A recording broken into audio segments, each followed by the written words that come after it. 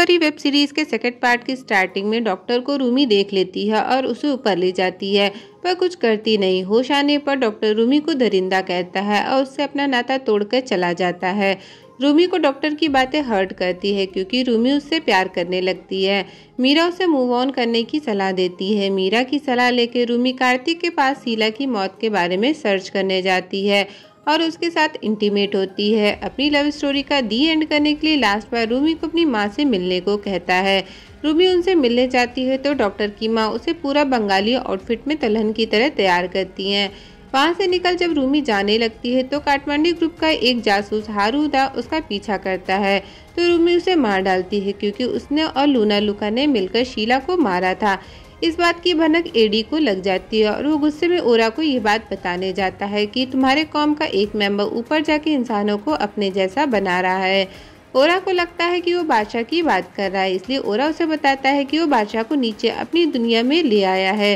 Rumi doctor Roy के बिना नहीं रह पाती, इसलिए उससे पैचअप करने उसके क्लिनिक जाती है जहां दोनों का पैचअप हो जाता है। क्लिनिक के बाहर रूमी को कार्तिक मिलता है जो उसे डॉक्टर से दूर रहने को कहता है क्योंकि उसे लगता होता है कि रूमी उससे प्यार करती है, पर रूमी उसकी गलतफहमी को दूर कर देती है।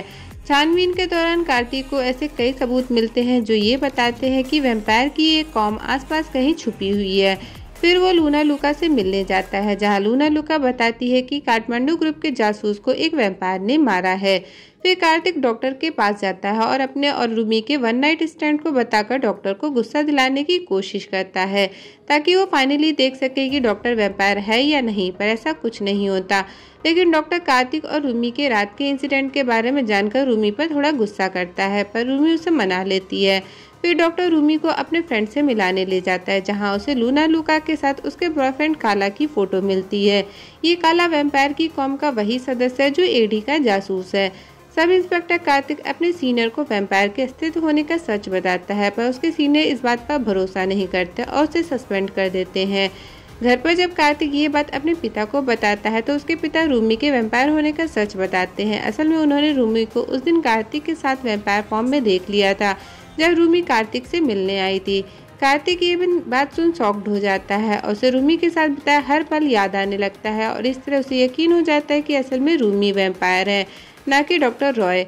यहाँ से सीन कट और एडी को दिखाया जाता है। असल में एडी की एक ही संतान होती है जो कि एक लड़की होती है और अपना बिजनेस आगे बढ़ाने के लिए उसे एक लड़के की आवश्यकता होती है, इसलिए अपनी बेटी का रिश्ता लेकर वो अपने दोस्त यानी डॉक्टर रॉय के घर जाने की सोचता है। उसके पहुंचने से पहले रूमी मीरा और डेविड को अपने पेरेंट्स बनाकर डॉक्टर रॉय के माता पिता से मिलाने ले जाती है।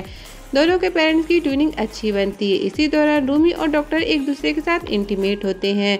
कार्तिक डॉक्टर के क्लिनिक जाकर रूमी के अगेंस्ट सबूत निकालता है और डॉक्टर के घर जाते उसे रास्ते में एडी मिल जाता है और वे दोनों डॉक्टर के घर जाते हैं। उनके पहुंचने से पहले ही डॉक्टर के क्लिनिक की असिस्टेंट डॉक्टर को कार्तिक के आने की खबर दे देती है। एडी और कार्तिक के पहुंचने से पहले रूमी मीरा और डेविड के साथ वापस अपने आशियाने में पहुंच जाते हैं। नीचे की दुनिया में बादशाह रूमी को पहचान जाता है कि उसी ने उसे उस रात पार्टी में काटा था। ये बात जानकर ओरा रूमी को सजा देता है, जिसकी वजह से रूमी और डॉक्टर रॉय एक दूसरे से कई दिनों तक मिल नहीं पाते। इसलिए डॉक्टर रूमी से मिलने उसकी दुनिया में चला जाता है, पर पकड़ा जाता है। एडी को जब इस बात का पता चलता है तो रूमी के सामने एक शर्त रखता है कि अगर उसे नीचे की दुनिया वापस पानी है और अपनी सजा से मुक्ति पानी है तो उसे लूना लुका को मारना होगा। रूमी शर्त के लिए मान जाती है। ऊपर जाकर सबसे पहले वो डॉक्टर रॉय के पेरेंट्स से मिलती है जहां डॉक्टर रॉय के कमरे में उसे लूना लुका और काला के साथ की फोटो मिलती है। फिर रूमी सब इंस्पेक्टर कार्तिक के घर उसकी मदद मांगने के लिए जाती है, पर कार्तिक को लगता है कि वो उसे और उसके बाबा को नुकसान पहुंचाने आई है, इसलिए उसे दूर भागता है। रूमी उसे भरोसा दिलाती है और लूना लुका और काला के रोमांस के बारे में बताती है। ये सुन कार्तिक रूमी की मदद करने के लिए तैयार हो जाता है। रूमी काला को पकड़कर कार्तिक के हवाले कर देती है। दूसरे दिन कार्तिक एक प्रेस कॉन्फ्रेंस करता है जहां लूना लुका काला को देखकर हैरान हो जाती है। खुद पर कंट्रोल करते हुए काला का सच पूरी दुनिया को बताती है और सबके जाने के बाद लूना उसे मार डालती है। उसके क्रियाक्रम के दौरान रूमी लूना लुका को मारने आती है, पर उसके पावर के सामने रूमी हारने लगती है। खुद को कमजोर देख रूमी कार्तिक का खून चूस लेती है, जिससे उसे ताकत आती है और फिर वो लूना लुका पर हावी हो जाती है और उसे मार डालती है। रूमी बाकी वैम्पायर से अलग और बहुत ताकतवर होती है क्योंकि उसका दूसरा वैम्पायर वाला जंप पानी के अंदर हुआ था।